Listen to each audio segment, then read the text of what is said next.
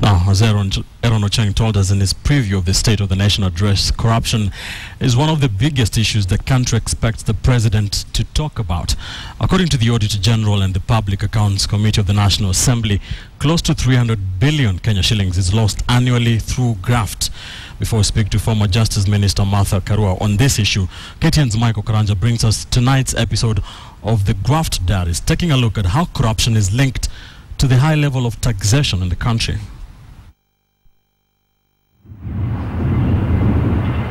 Kenya has remained relatively stable over the years, while the government continuously goes out of its way to make the country an attractive investment destination. By and large, these two fronts have worked given the number of international organizations setting up shop in the country. However, grand corruption has dogged various administrations, with mega graft scandals almost always being handed over from one government to the next. Then you worry, because I think it shows the inability to account for spending, just for your taxes and mine. It's a big problem, I think. It's a big problem, and I think it's a big constraint to Kenya's growth. Successive governments have appeared either unable or unwilling to decisively deal with the corruption menace that continues to rob the country billions of shillings. By the latest estimates, close to 300 billion shillings is either unaccounted for or lost entirely through corruption practices every year.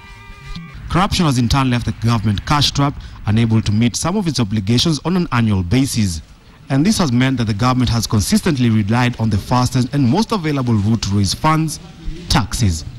Kenya is one of the highest tax countries in Africa, from income tax that accounts for 42% of government revenue to VAT, which accounts for 24% of revenue. In the recent past, the government has also increased excise duty, reintroduced capital gains tax, and also imposed a 1.5% levy on all imported goods. So if taxpayers are expected to foot the bill, why is it that the government continues to waste money collected internally? We can't afford to say that, well, we are asking the public sector to do too much by reducing corruption. They have no choice. We have to make it clear to Parliament through the Parliamentary Accounts Committees and the other committees that one of the things we expect you to do is not to call cabinet secretaries every now and again to answer silly questions or to just bother them by trying to project your power.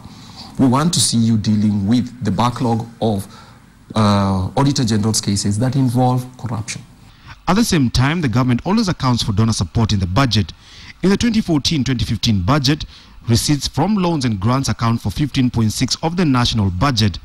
But how attractive is the country if the government consistently loses so much money? If the recent trends are anything to go by, not so much. Some donor agencies have resorted to bypassing state agencies and funding projects directly to avoid such wanton wastage of their funds. Even worse, the donors are now nitpicking among different projects. Certain sectors are considered safe. The energy sector, which has been a pet project for President Uhuru Kenyatta, has received support from donors as well as financial institutions. Other sectors like mining, which is considered the third worst in Africa, and transport have been shunned by investors. Countries do collapse because of corruption. Think of countries like Haiti. Think of other countries, even in this continent. Corruption has a way of feeding itself into insecurity, feeding itself into hatred, feeding itself into bad politics. And before you know it, a country with a lot of potential like Kenya is just stagnant. But with this systemic corruption, what can be done to reverse the trend? Analysts argue that there needs to be an overhaul of the government's financial management system to weed out corruption. To its credit, Treasury has now introduced the Integrated Financial Management Information System, or IFMIS. The system is able to capture financial flows within government, giving real-time reports to help manage wastage. But is this enough? This is the public finance management system that I have. But if I wanted one that is, and this government is very committed as well, it states it every now and again, that they will not condone corruption. So what the President and the Cabinet should ask itself is, if you were building a new public finance management system from scratch, what would it look like? Michael Karanja, KTN.